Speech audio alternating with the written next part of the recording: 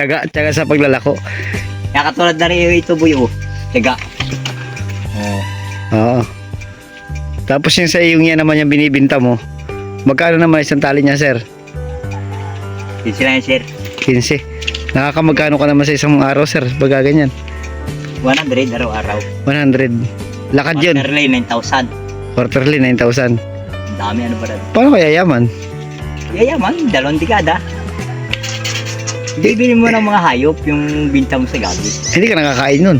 Kakain ka doon. Alis lang kain doon. 100. Ayos yan. Saan ka makakarating yan, sir? Ilang barangay ang dadaanan mo yan?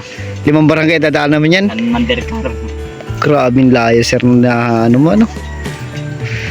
Yan, sir, pagagabi na yan ang trabaho mo talaga. Oo. Kahit nung ako'y bata pa. Ang puso. Wala.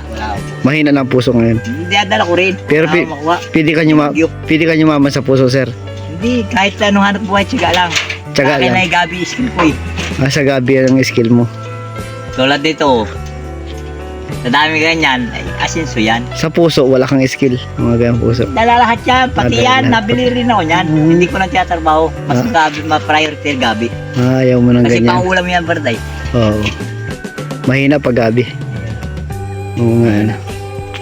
Hindi ganun kaganda. Ano yan, ano na yan, gabi maayos yan. Kasi gulay baga. Gulay. Ay ito, hindi mo kaya kainin ito. O ito lagi. Ano naman ito, sir? Yung nakabalot na yan, sir. Ano yan? Ano Ay, yan? pako yan. Ay, pako. Mas masarap yan, ano? Masarap yung mga pako. Nalasa yan. Anong halo dapat yan pag mga pako ang lulutuin? Anong halo dyan masarap? Ang lako dyan ay sardinas. Brad. Sardinas lang. Hipon. Hipon, hindi masarap. Alimango. Mahina pag mga... Sardinas. Toy suka. Tsaka sasamahan na ng panalangin. Oo. Habang nakain. Pag anak ng Diyos, ganun talaga nanalangin.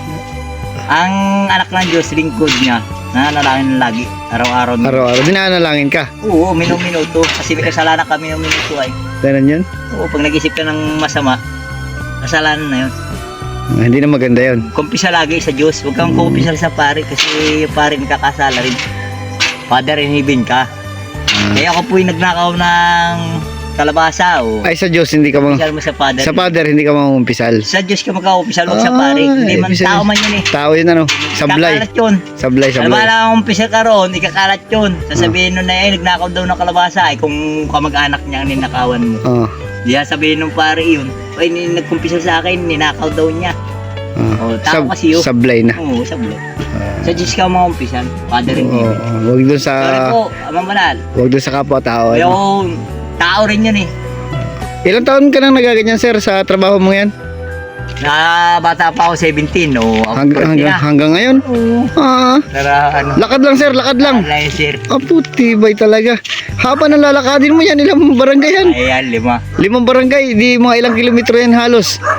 Sumahin mo, magaling ka naman, sir, sa arithmetic eh. 40 kilometros, nilalakad mo araw-araw. Oo, araw-araw yan. Sa ganyan trabaho, hindi ka nagpaparaw, sir, ayaw mo magparaw. Bakit? Mabigat. Mabigat. Ay, yan. Tawan, mahirap. Ay, yan naman, mangalay. Hindi, magano. Magaan. Sa bagay, Kala ko may sarili kang lupa daw, sabi.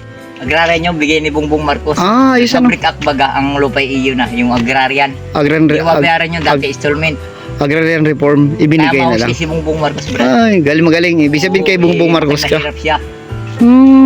Talagang kay Bongbong Marcos ka talaga. Sure bull. Doon mas uunlad ang kabuhayan. Marunong siya, mahirap siya na nakita niya. Galing Ay, may sir, may padating na sasakyan. Larga na tayo. Larga na tayo, sir. Salamat, sir.